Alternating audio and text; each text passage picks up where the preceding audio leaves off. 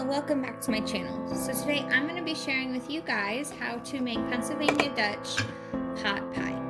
So to start off, I'm going to start with about a quarter cup of milk, an egg, and then about a tablespoon or so of butter that I'm going to just whisk together.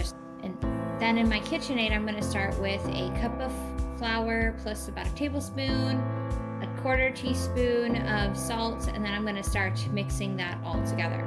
After that is blended, I'm going to go ahead and add those wet ingredients and allow it to mix until blended. Then I'm going to flour my surface, put it on the counter, and then work it out until I can roll it into, I would say, about an eighth of an inch thick. You want it pretty, depending on how you like your noodles, thin or thick. Then I'm going to take a pizza dough cutter and I'm going to put in strips and then cut those strips into little squares and then add those just onto a plate to save for later. So now I'm going to chop up 1 onion, 2 stalks of celery, 3 carrots.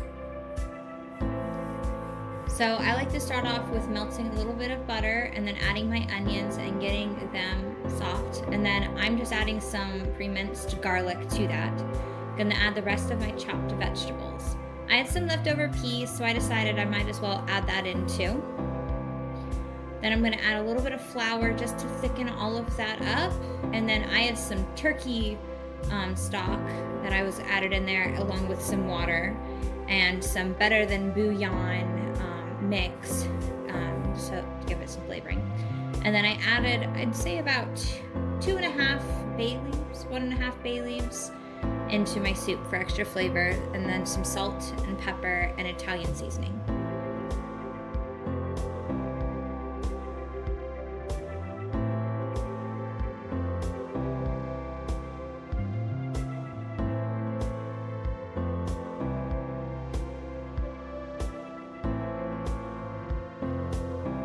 I'm going to stir all that together, and then I'm going to turn up the heat and cover it and allow it to come to a boil.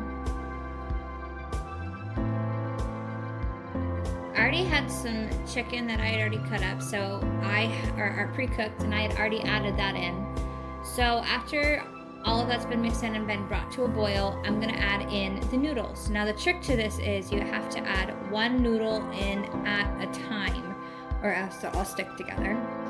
After you've added them all in, go ahead and stir it and continue to allow it to boil and go ahead and cover it.